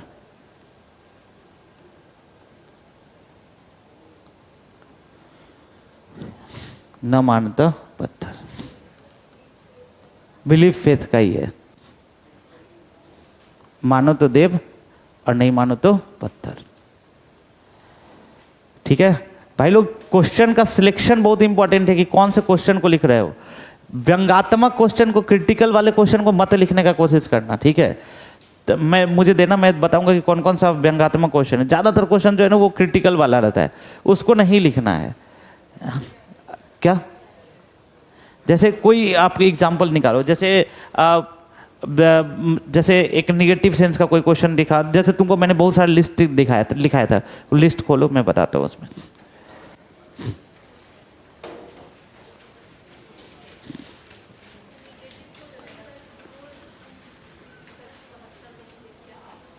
हाँ, उस टाइप का जो है कि मतलब जो कि निगेटिव, मतलब किसी के निगेटिविटी को शो कर रहा है, ठीक है। हाँ, आंगन टेढ़ है ना। तो ऐसे बहुत सारे क्वेश्चंस अब निकालो ना, उसमें से बहुत सारे क्वेश्चंस मैं बता देता हूँ। लिखाया होगा मैंने, लिखाया था क्या कि जैसन, नहीं आवाज नहीं आ रही, जैसन क्या बोल रहे हो? दिया तो वो तो जैसन पावर और जैसन बुआ वैसन काटा, वही क्वेश्चन है, सेम वही क्वेश्चन है। ये भी पॉजिटिव है ना। मन चंगा तो कटौती में गंगा, ये सबसे पॉजिटिव क्वेश्चन है, बिलीफ का क्वेश्चन है। हाँ, ये देखो, ये क्वेश्चन है कि रस्सी जल गई ऐंठल ना गई, तो क्या है? निगेटिव है, एटीट्यूड है। यहाँ पर क्या है? निगेटिव एटीट्यूड को शो कर रहा है। नहीं लिखना है ऐसे क्वेश्चंस को, एकदम कोशिश करेंगे कि ऐसे क्वेश्चंस से को रुक जाए, ठीक है। अगर ऑप्शंस नहीं है तो ठीक है, लेकिन ऐसे क्वेश्चन, अब इसमें क्या होगा, इसमें तुम क्या निकाल सकते हो? Negative attitude. ये निगेटिव एटीट्यूड तुम खूब अच्छा भी लिखोगे तो क्या पता चलेगा कि तुम्हारे पास बहुत अच्छा निगेटिव एटीट्यूड है?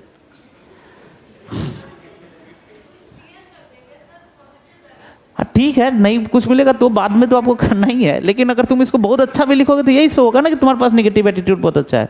तो ऐसे क्वेश्चंस को बचना है ना। हमेशा ऐसे क्वेश्चंस को सिलेक्ट करना है जो पॉजिटिव डायरेक्शन में, जैसे मन चंगा तो कटौती में गंगा, ठीक है। अब ये बिलीफ की बात है, मानत देव न मानत पत्थर, ये किस चीज़ की बात है? बिलीफ की बात है। अब इसको कैसे जोड़ सकते हो? तुम सिस्टम के साथ जोड़ सकते हो। कई बार तुमको क्या होगा कि सिस्टम के अंदर तुमको तुरंत में क्या नहीं मिलेगा, तुमको क्या बोलते हैं, जस्टिस नहीं मिलेगा। और उस समय तुम्हारे पास दो ऑप्शन है, या तो तुम सिस्टम के अगेंस्ट हो जाओ, है ना, या सिस्टम पे क्या करो, बिलीफ रखो। ये बिलीफ क्या है? सारे डायमेंशन। कई बार डेमोक्रेसी के साथ तुमको बिलीफ हो सकता है कि ये कौन सा सेलेक्ट होके आ गया, हम तो इसको नहीं सेलेक्ट किए थे। ऐसा आदमी कहीं डेमोक्रेसी के अंदर होता है? नहीं होना चाहिए। तो इकोनॉमी के अंदर हर एक डायमेंशन में हो सकता है। तो ऐसे क्वेश्चंस जो कि पॉजिटिव सेंस देते हैं, है ना, पॉजिटिव सेंस देते हैं, आपके बिलीफ को बढ़ाते हैं, सोसाइटी के लिए बिलीफ को बढ़ाते हैं, ऐसे क्वेश्चंस को आपको सेलेक्ट करना है, ठीक है। क्वेश्चंस का सिलेक्शन बहुत इंपॉर्टेंट है, ठीक है। जब मेरे अच्छे मार्क्स आए थे तो उस साल मैंने यही क्वेश्चन लिखा था कि मतलब power makes a man corrupt and absolute power makes man absolute corrupt. उस साल मैंने यही क्वेश्चन लिखा था, और इसको ऐसा लिखा था कि मुझे भी लग रहा था बहुत अच्छा लिखा है जो, ठीक है। उसको सारे डायमेंशंस में जोड़ के, है ना। और क्या बोलते हैं, उसमें बहुत सारे इंटरनेशनल एग्जांपल्स दिया था, म्यांमार का एग्जांपल दिया था, मुझे याद है अभी भी।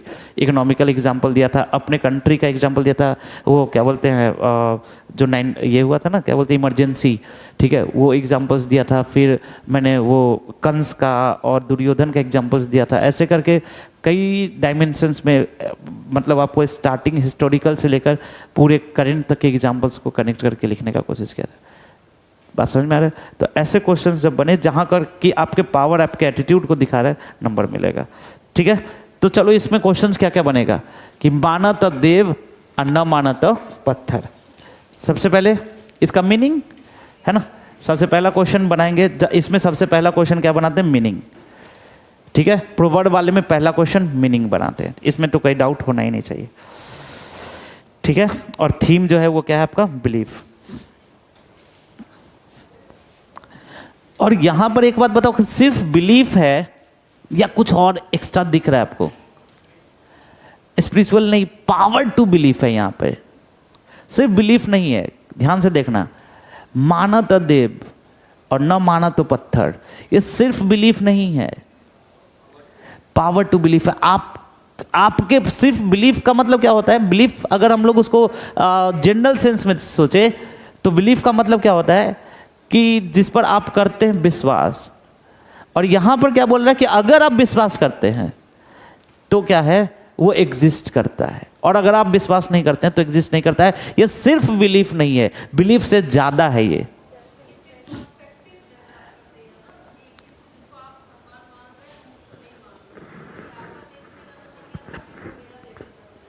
बिल्कुल, क्या बोलता है समझिए कि अगर आप मानते हैं, ठीक है, मानते हैं तो वो क्या है? देव हैं, है ना। मानते हैं तो क्या है? वो देव हैं। और नहीं मानते हैं तो क्या है? वो पत्थर है ना। कबीर का आपने दोहा बहुत सारा सुना होगा, ठीक है, कि ताते तो चक्की भली जो पीस खाए संसार, ठीक है। कई सारे दोहे हैं कबीर के, आप लोग कबीर के दोहे का भी यूज़ कर सकते हैं कि वो जितने भी रिलीजन थे सबके ऊपर वो क्या करते थे, उसके ऊपर व्यंग करते थे, कटाक्ष करते थे, ठीक है। और बोलते थे कि उनका जो स्टेटमेंट था, फिर मैं आपके बातों पर आती हूँ, कि पाथर पूजे हरी मिले तो मैं पूजू पहाड़, और ताते तो चक्की भली जो पीस खाए संसार। ये कबीर का स्टेटमेंट है, मेरा नहीं, मेरे ऊपर मत बोल देना तुम लोग कुछ, ठीक है ना। इसका मतलब है कि अगर पत्थर को पूजने से भगवान मिलते हैं, पाथर पूजे हरि मिले तो मैं पूजूं पहाड़, ठीक है। मैं किसको पूज लूँ? पहाड़ को पूज लूँ। और उससे तो अच्छी क्या है? चक्की है, जिसको पीस खाए, क्या करता है? जिससे पीस खाए संसार, ठीक है। ये भी किस चीज़ की बात करता है? बिलीफ की बात करता है, ठीक है, कि बिलीफ इसको निगेटिव सेंस में लेकर जाता है ना। उसके बाद वो, मैं अगेन फिर से बोल रहा हूँ, मैं नहीं बोल रहा हूँ, कौन बोल रहा है? कबीर जी का दोहा है, ठीक है। इस्लाम धर्म के विरुद्ध कहते हैं वो कि पूरा उनका था कि ताप पे चढ़ के बांग दी, ठीक है, उस पे चढ़ के तुम हल्ला कर रहे हो, ठीक है। अगर तुमको इस्लाम से, अगर ईश्वर से कनेक्ट करना है तो तुमको वहाँ पर हल्ला करने की ज़रूरत नहीं हो, डायरेक्टली तुम क्या कर सकते हो? ईश्वर से कनेक्ट कर सकते हो। और है ना, तापे चढ़ के बांग दी, ऐसा कुछ था स्टेटमेंट में, मुझे पूरा नहीं याद है, ठीक है। तो इसका मतलब क्या है? वो दोनों ही रिलीजन के ऊपर कटाक्ष करते हैं, सारे रिलीजन के ऊपर। और पता है इनके बारे में कहा जाता है कि जब इनका डेथ होता है तो वो उनका बॉडी जो है गायब हो जाता है ना। लड़ाई तो होता ही है, बॉडी गायब हो जाता है और वो फ्लावर्स में कन्वर्ट हो जाता है, ठीक है। लड़ाई तो होता ही है, लड़ाई तो सब जगह होता है, कहाँ नहीं है लड़ाई, ठीक है। तो ये, हाँ, अब आपकी बातों के ऊपर आते हैं, ठीक है। आपकी बातों के ऊपर आते हैं कि आपने बोला कि अगर मैं मानूं तो, ठीक है, मानने की बात है। मानने का मतलब क्या होता है?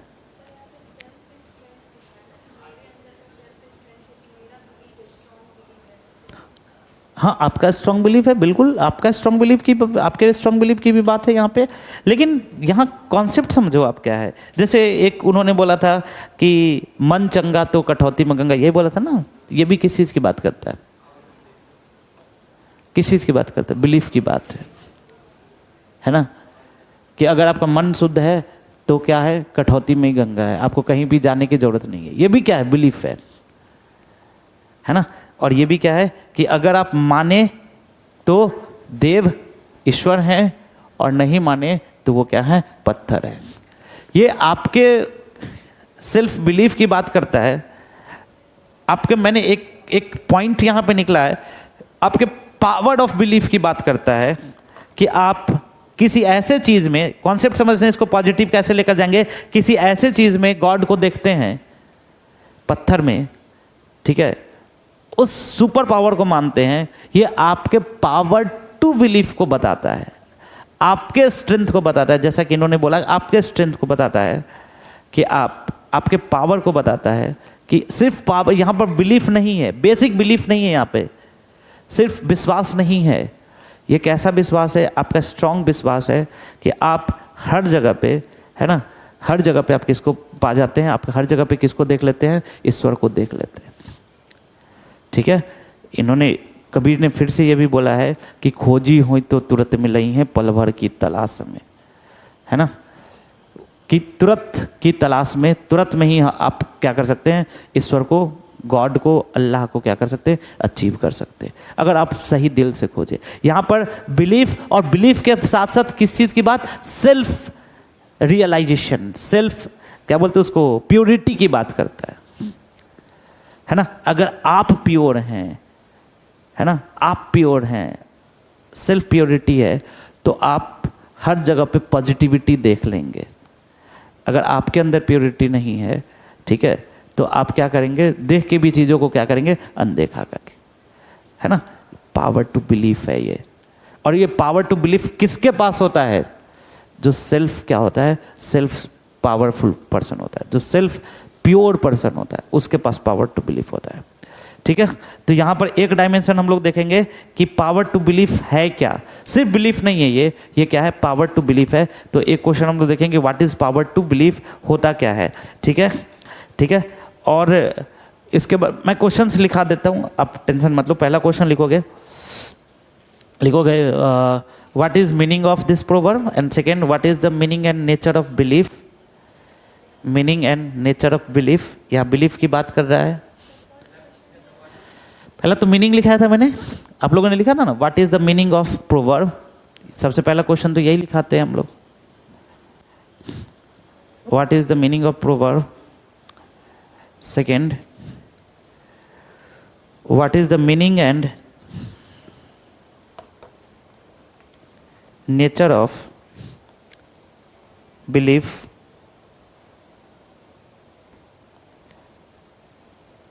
And third, what is power of belief?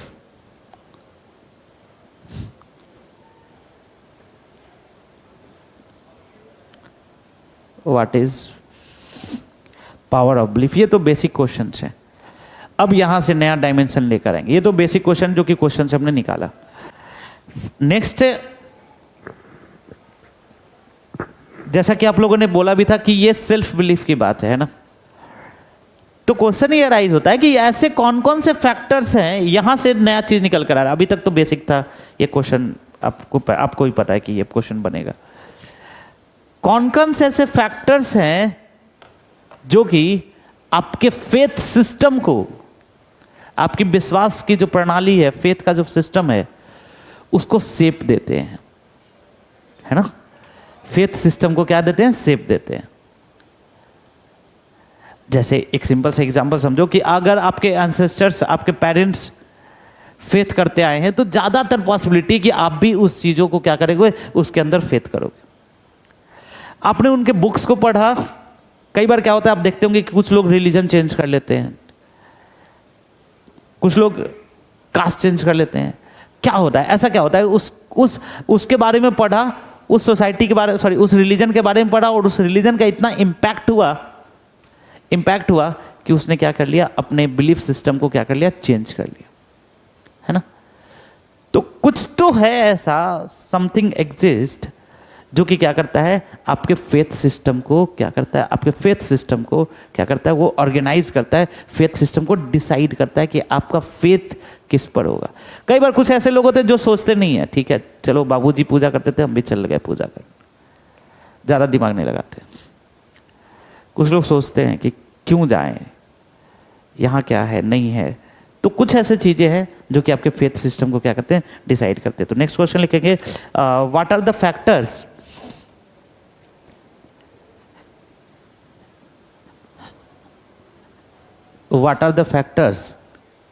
that shape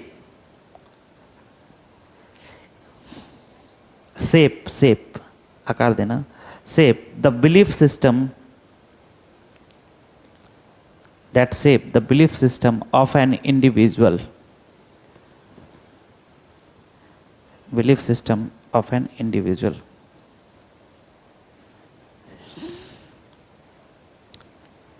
है ना। ये बहुत इंपॉर्टेंट क्वेश्चन है कि कैसे शेप किया जाएगा belief system of an individual. हम किसमें तो सबका आप यूज करेंगे, जैनिज्म का यूज करेंगे, बुद्धिज्म का यूज करेंगे, सबका यूज होगा यहाँ पे, ठीक है। इसके लिए कंटेंट का कमी नहीं होगा, आपके पास खूब सारा कंटेंट है, ठीक है। बट ब्रॉडर करना है क्वेश्चन को, शॉर्ट पर्सपेक्टिव में नहीं देखना, ब्रॉडर पर्सपेक्टिव में देखना है, ठीक है। मेरा यही मोटिव है कि आप इसको ब्रॉडर पर्सपेक्टिव में देखें। और क्या क्वेश्चंस बन सकते हैं जो इसके पर्सपेक्टिव को बढ़ाएंगे। क्वेश्चन पढ़ो फिर से, माना तो देव और न माना तो पत्थर। काउंटर व्यू क्या बनाएंगे बताइए, काउंटर व्यू मुझे नहीं लगता, हाँ? क्या क्या एट्रीब्यूट्स होगा, है ना, क्या क्या एट्रीब्यूट्स होगा, कैसे आप शेप, तो आपने देखा कि कैसे शेप किया जाएगा, ठीक है। और अपने फेथ सिस्टम को यहाँ पर, और देखो यहाँ पर फेथ सिस्टम की पॉजिटिविटी, इसका सेंस जो निकल रहा है वो फेथ सिस्टम के पॉजिटिविटी का सेंस निकल रहा है, पॉजिटिविटी का सेंस निकल रहा है। तो यहाँ पर एक क्वेश्चन ऐसे बन सकता है कि अपना फेथ सिस्टम को और कैसे स्ट्रेंथन करें,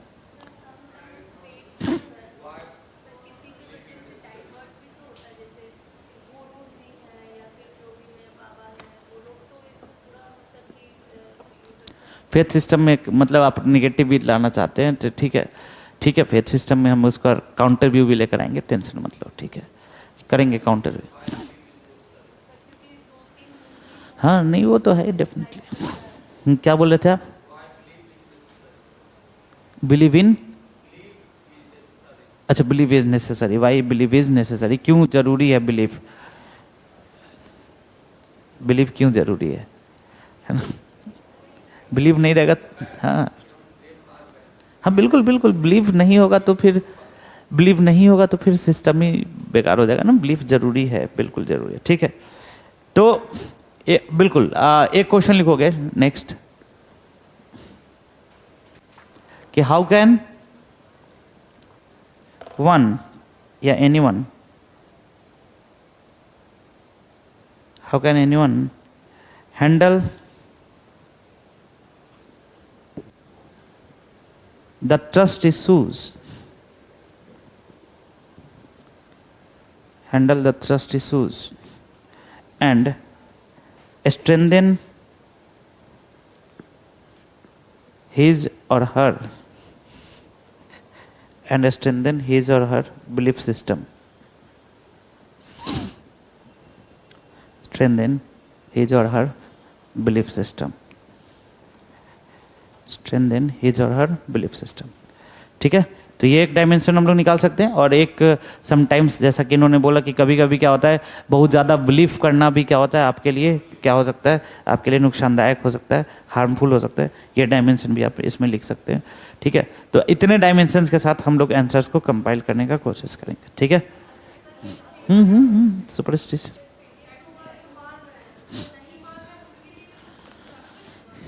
हाँ जो नहीं मानेंगे उसके लिए क्या लिखना चाहेंगे बताइए, लिख सकते हैं।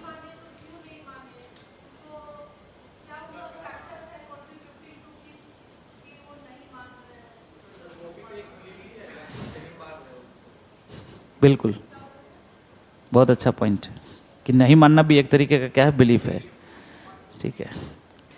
चलो दूसरे डायमेंशन के ऊपर भी डिस्कस कर लेते हैं थोड़ा सा, क्या कि जैसे तो हमने, इन्होंने बोला, आप लोगों ने बोला कि मानत देव, इसके ऊपर तो डिस्कशन हो गया, ठीक है। दूसरा जो डायमेंशन है वो क्या है कि न मानत पत्थर। तो ऐसा बिल्कुल एक डायमेंशन बना सकते हैं कि क्यों ऐसा, क्या ऐसा सर्कमस्टांसेस हो सकता है जब कोई ऐसा पर्सन होता है जो कि क्या होता है, बिलीव करना क्या करता है, छोड़ देता है। ऐसे कौन कौन से सर्कमस्टांसेस हो सकते हैं। समटाइम्स ऐसा हो सकता है कि वो बहुत बिलीव करता हो, बहुत रिलीजियस पर्सन हो, और उसके अकॉर्डिंग अगर कुछ उसके डिजायर्स फुलफिल नहीं हुए हों, है ना, और उसके बाद बोला कि नहीं आज से भगवान का पूजा करना खत्म, ठीक है। लेकिन ये जो चीज़ें हैं ना, ये क्या है, काफ़ी बेसिक लेवल पे हैं ये, ठीक है। बिलीफ सिस्टम जो है वो मैंने आपको पहले भी बताया था कि आप एक कैसे पर्सन है, कैसे पर्सन है, एक क्वेश्चन मैंने कराया था, आप एक कैसे पर्सन है, स्पिरिचुअल पर्सन है ना, स्पिरिचुअल एक क्वेश्चन कराया था, याद है क्या? आप एक स्पिरिचुअल पर्सन है, सभी के अंदर स्पिरिचुअलिटी जो है वो कहीं ना कहीं रहता ही रहता है, ठीक है। चलो इस क्वेश्चन के ऊपर हम लोग डिस्कशन करना स्टार्ट करेंगे, है ना, कि क्या है, इसके नेगेटिव सेंस को भी लेते हुए करेंगे, ठीक है। तो चलो एक बात बताओ कि इसका मीनिंग क्या होता है।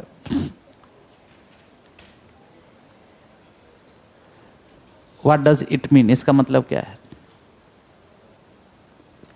है ना, मानत देव का मतलब क्या है,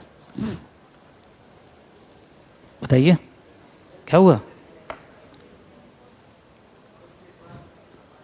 क्या भगवान हैं। अभी रिसेंटली एक थोड़ा टाइम पहले, 4-5 साल पहले, एक उत्तराखंड हाई कोर्ट का एक रिजल्ट आई, एक वर्डिक्ट आया था। इसमें क्लास है क्या अभी? नहीं ना। उत्तराखंड हाई कोर्ट का एक वर्डिक्ट आया था। 5 मिनट और, ठीक है, घबराओ मत, तुम लोग ऐसे चेहरा बना रहे हैं, ठीक है, बस 2-3 मिनट है ना।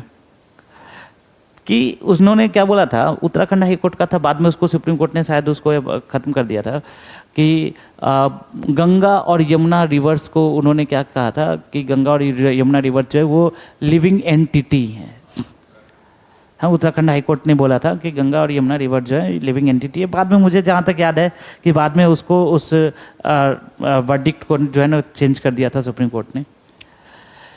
क्या है, यहाँ से आप एक एनेक्डोट्स निकाल सकते हो ना, क्या कि अगर मानिए तो वो क्या है, लिविंग एंटिटी है, और नहीं माने तो क्या है, वो क्या है, पत्थर है।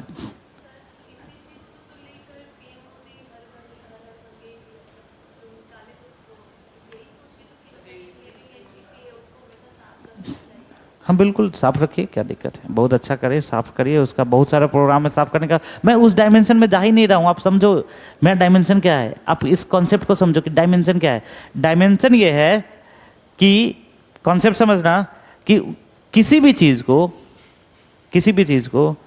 क्या किया जा सकता है, अगर हम लोग माने तो वो लिविंग एंटिटी भी हो सकता है, देव भी हो सकता है, और नहीं माने तो वो फिर से क्या हुआ, ये पूरे मैकेनिज्म को देखो। बाद में क्या बोल रहे हैं, मान रहे एग्जिस्ट करे मतलब, बोलिए।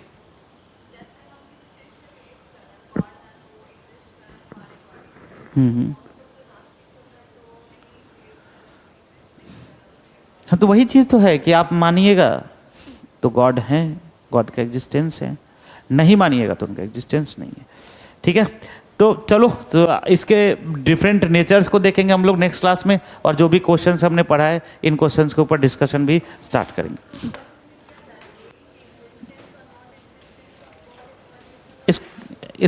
इसका मीनिंग में, इसका दो मीनिंग होगा, एक बेसिक मीनिंग होगा, दूसरा फिलोसॉफिकल मीनिंग। बेसिक मीनिंग क्या होगा कि गॉड का एग्जिस्टेंस है या नहीं है, वो किस पे डिपेंड, सॉरी, हमारे बिलीफ पे डिपेंड करता है कि गॉड का एग्जिस्टेंस है या नहीं है। इसके फिलोसॉफिकल मीनिंग के ऊपर डिस्कशन करेंगे नेक्स्ट क्लास में, लंबा चौड़ा। नहीं ना, प्लीज।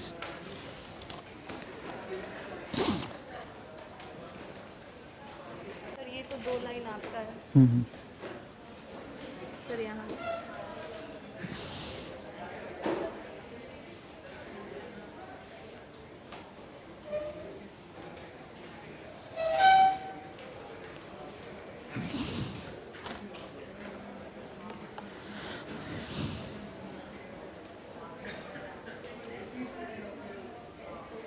इस वर्ल्ड सेटिस्फैक्शन है, इसको लिख देना, वही मेटलिस्टिक वर्ल्ड है ना। सर क्या?